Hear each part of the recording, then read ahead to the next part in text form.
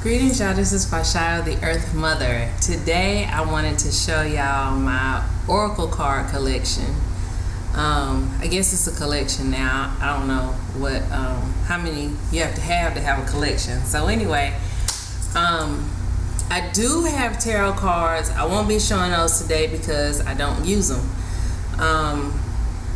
For some reason, tarot cards, I just don't really connect with them very well right now, but I keep them just in case one day when I grow up I do connect with them. Oracle cards, even though I do use the book to get a feel for what the creator intended the cards to use, Oracle cards, in my opinion, are really good to be able to pull out and just use. And I've found that most Oracle decks are like that. So, we'll start with the one that I use the most, which is the Oracle Goddess. Oh, let me show you my little box. It's really cute. I got it from, I forgot the name of the store. Anyway, it's a store, Earthbound. Don't you love that name? It's Earthbound. So, this is the back of the card.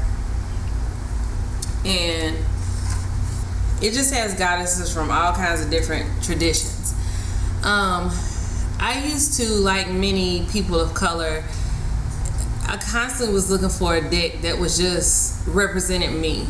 Well, I haven't found one yet that was just like African American religion or spirituality or whatever, symbolism, that I actually connected to that was straight through like African American. I do have the Orisha tarot deck, but like I said, I just don't connect to tarot very well right now, so I don't use that one. I'm gonna show y'all a yoni spread that I did the other day.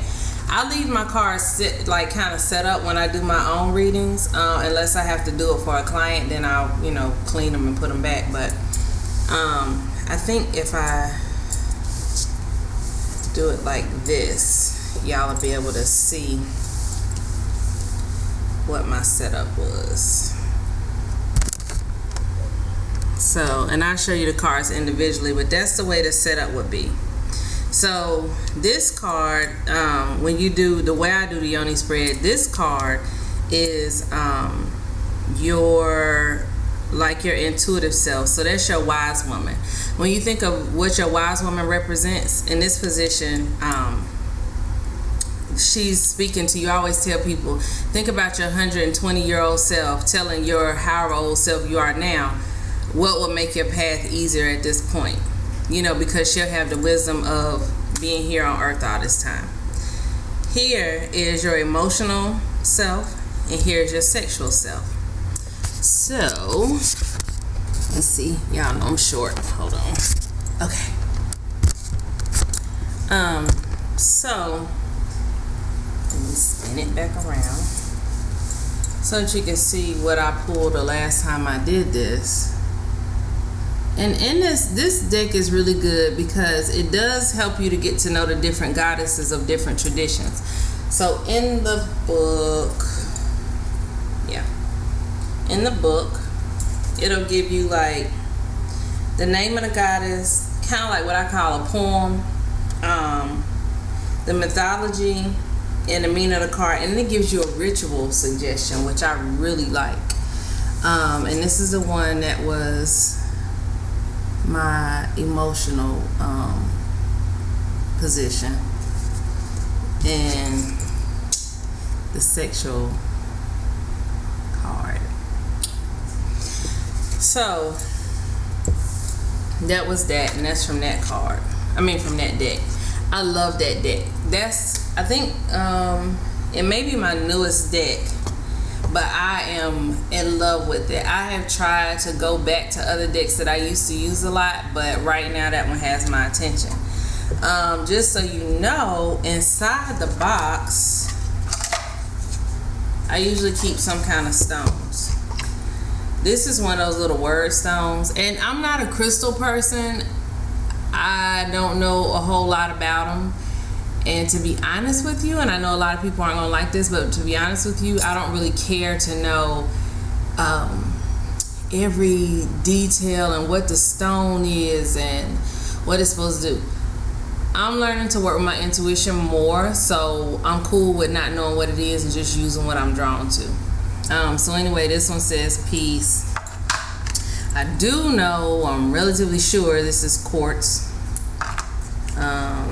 rose quartz, which as women, from what I understand, we just should keep this kind of stuff around. And then lapis lazuli, I do remember this, and I know it's supposed to do something with your throat chakra, expressing yourself well, that kind of stuff. And that's actually a really cool stone. I don't know if y'all will be able to pick it up, but it's got little gold flecks in it. It's really cool. So anywho, that's them. Then I pulled this card 2 days in a row, literally. This is a wonderful starter deck, in my opinion. It's not the one I started with because I didn't know about them, but it's a wonderful starter deck. Relationship cards. Now, I understand that a lot of people, myself included, shy away from doing relationship readings. Why? For me, because people come to the reading and they already know what they want to hear, and no matter what you say or what the cards say or what their intuition says, they're gonna go with the answer they want anyway. So, to me, I'm like, we just spent an hour, for nothing, because you already knew coming to the table what you was gonna do. But anyway, so this deck it doesn't come with a book. It comes with this little simple set of instructions. What I love about the cards, and I just show you the one that I worked with this morning, yesterday and today, is on the front. I like the artwork, but what I like about it is it's self-explanatory. If you look on my Facebook site, you will see that I do these. I'm trying to get to a point where I do them every day. But these are really good for points of meditation. They're really good for clarity. These are really good for points of meditation. These are good for anybody, even if you're not using them for divination. These are fabulous for just a meditative point for the day. And I think the first person I saw use these was Asha Sims. And I cannot remember the name of her business right now. Anyway, she's a really good yoga teacher. She does Reiki and all kinds of energy stuff. But I do know you can find her on Facebook. Again, it's Asha Sims. And I think she was the one that I originally saw using this deck. And I'll go back over how I use the decks because I don't use all of them the same way. This was one of my first favorite decks. Oh, this is my box I painted. Where y'all can see my box. If you've been my Facebook friend for any length of time, you have seen this box. It has the elements on the box. The inside is purple. I don't know if you'll be able to see that. But anywho, it comes with a book too. I love the back of this card too. As above, so below kind of thing, I love it. And let me just show you. It has things like clouds, shape-shifting. Let's see, lotus flower. This is one of my favorites, and I tend to pull that a lot. I'm trying to find y'all my absolute favorite. Hold on, y'all. I'm sorry. Well, I'm not sorry. Just wait a minute. Of course, it's gonna be at the back. I don't see her anyway. I'll just show you another one. This one is quite lovely. Lightning power. Y'all have hair color on my fingers, so sorry. No, I'm not sorry. Oh, okay. New moon and spring. So basically what it's doing is it's taking things that are naturally occurring, not necessarily elements. See here, we have music and dance, DNA, ceremony, things like that. So things that have naturally occurred before technology and things like that. So not necessarily elements, but who is it? I can't remember where she got it from, but I know Iolosha Olaomia Kalatunde, she always talks about religion being a deification of a culture. So it's along those lines, meaning that what you see around you, you deify, whether you realize it or not. So we tend to make music naturally. We tend to dance naturally. We tend to create ceremonies around certain things. So that's this deck. This is the Earth Magic deck. Oh, I didn't show y'all the front of the book. The Earth Magic deck. And I still love this deck. I think it's just that the Goddess one has my attention right now. Because I'm working with using more feminine energy, and I'm working on healing with using more of my feminine energy to heal other women, because my call is to women, and what I realized, my call is to all women. Anyway, that's another video. So let's see, this morning I drew these two cards, teacher and spiritual teacher, from this deck. I usually use this deck during my Wild Woman readings.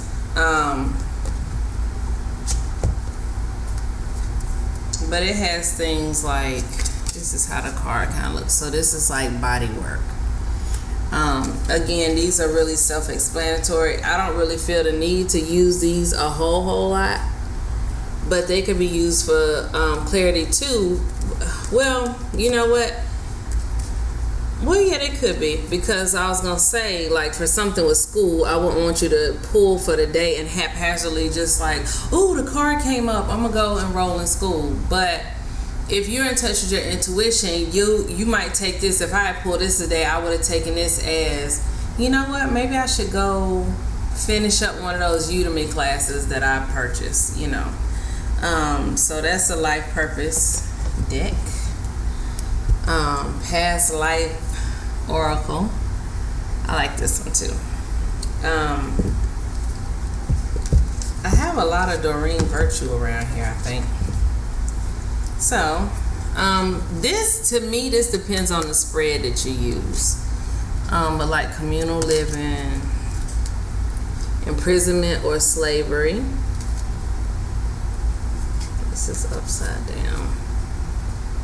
Spirituality and religion. So I don't know if this one has an offering of spreads or not. Most of these books do. They'll give you like whether or not, how they think you should use them. Yeah, so it does. No, not that I see just looking at it here, because I don't want y'all to have to sit here while I read. I haven't painted this box yet, but this is the one that has my animal medicine cards. And let me show you the book to that one first. I use this one periodically. This has a real book. It has quite a few spreads. This is a really good deck, like especially when you have animal totems that keep coming up. Really good deck. So, and it even comes with some blanks.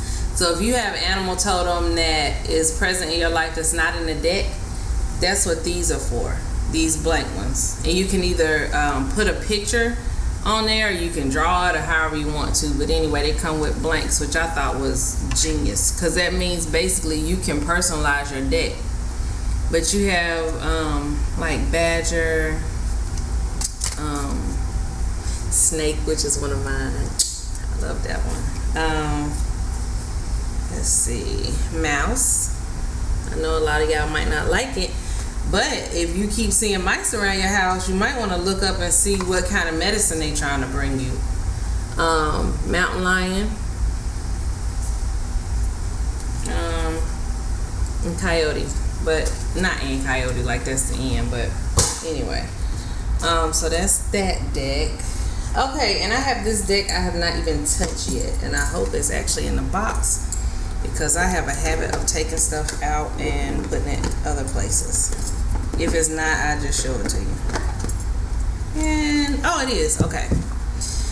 So, numerology.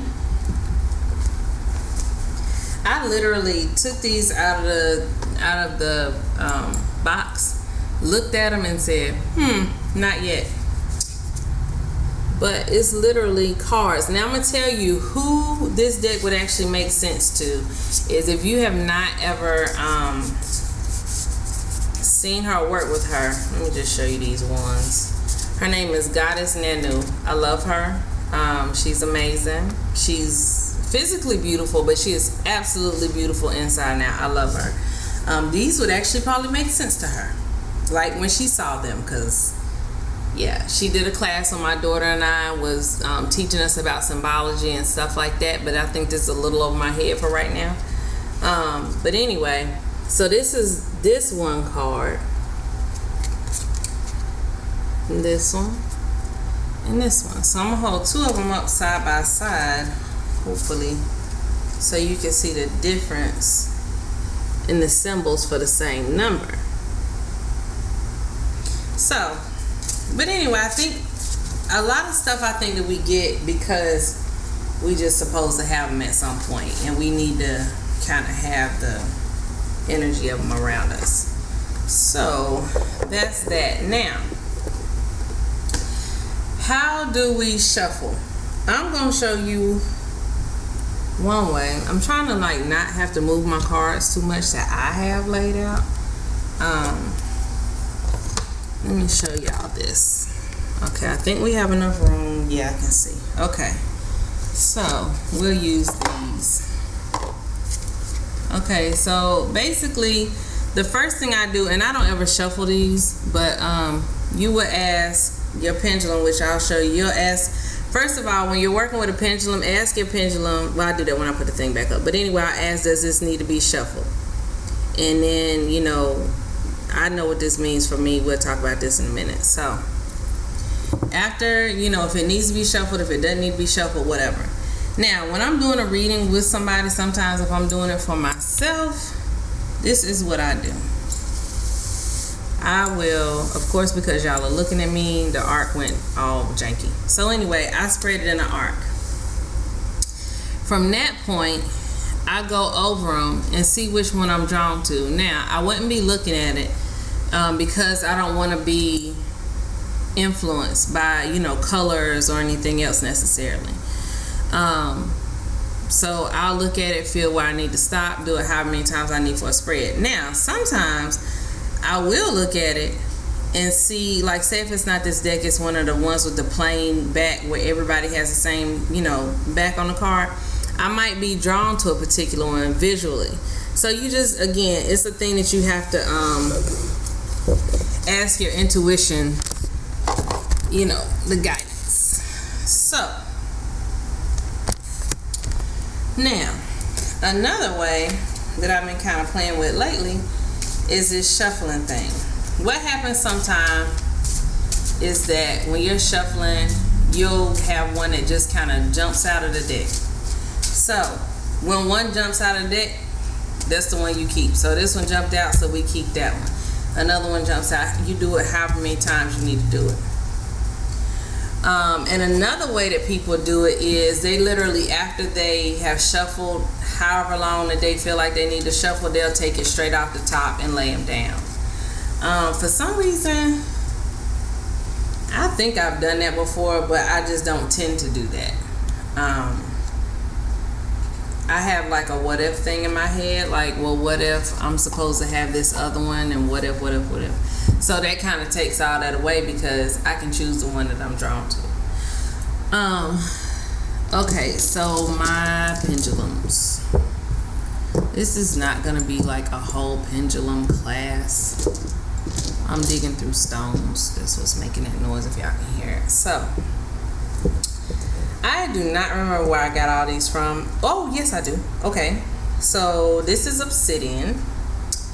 This one came from Omitola Ogunshina of Divine Waters Womb Wellness. Divine Waters Womb Wellness.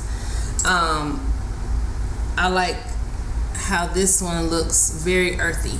You know, it's not overly perfected. I love this one. This is one of my favorites. This was my first pendulum. It's citrine. Well, and I got that from Nia Ya.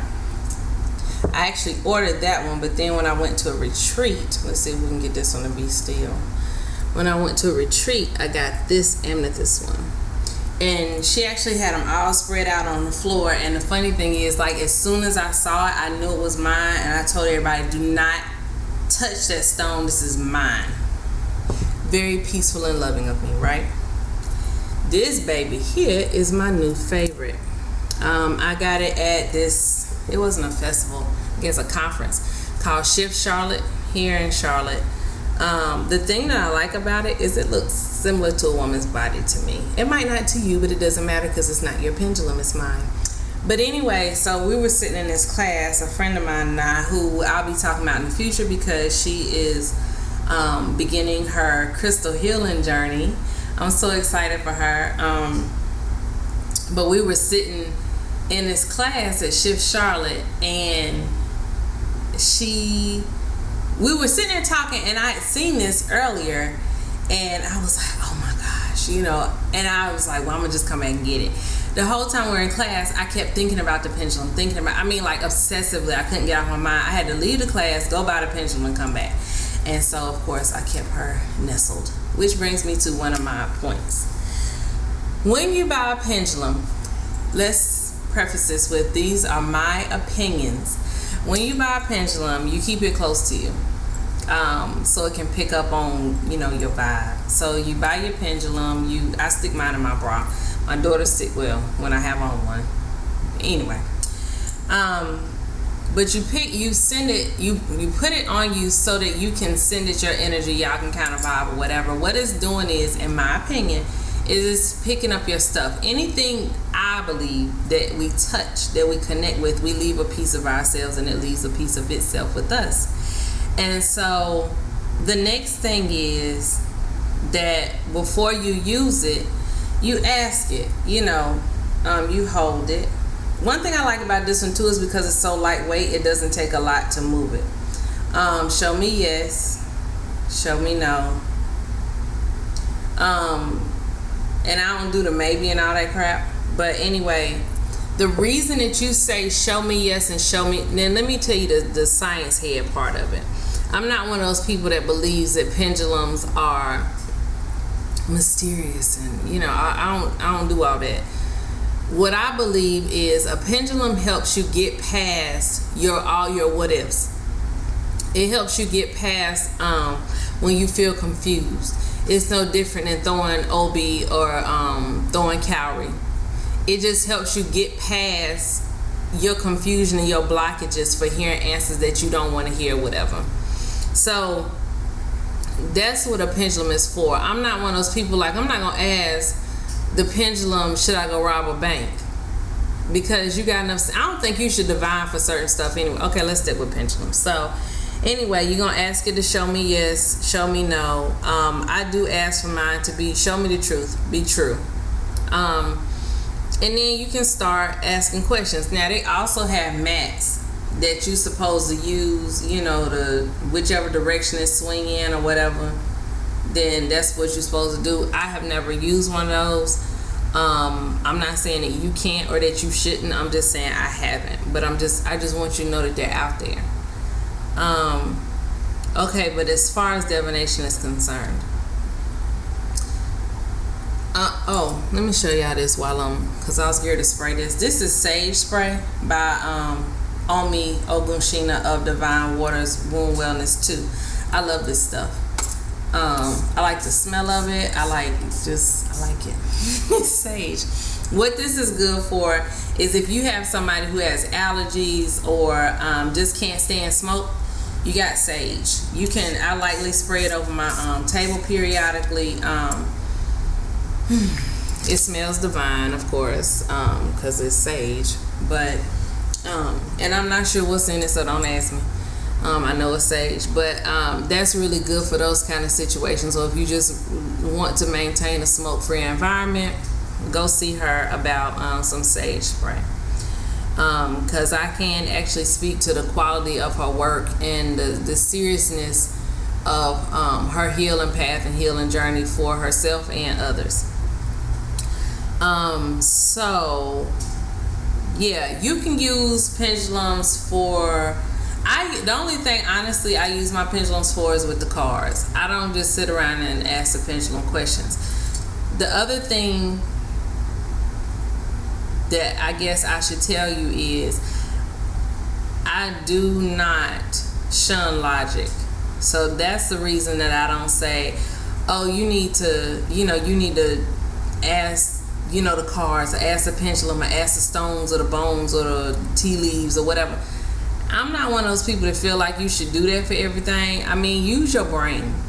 To me, divination is for clarity. It is not for you not to have to think. And that's a lot of times how a lot of us get in situations, because we don't want to think. We don't want to be responsible for our lives. We don't want to be responsible. Excuse me. I don't want to, if the cards say, because I don't do relationship readings, but this is why. So like, let's say if the cards say that you in danger, you need to leave your husband, whatever, and you don't want to hear that, you stay. Or you only leave because the cards say so, and you fly home and go tell his old abusive mean behind, and I'm the one who said it. It's too much. Just use your common sense. If you know you in a bad situation, get out of it. If you know that you need to start your own business, quit being scared. If anything, ask what path you should take.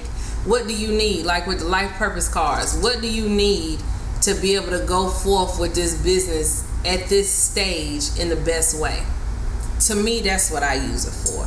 For the new moon, what do you need to release? And what do you need to release? What do you need to begin? What needs to stay? What needs to go? Stuff like that.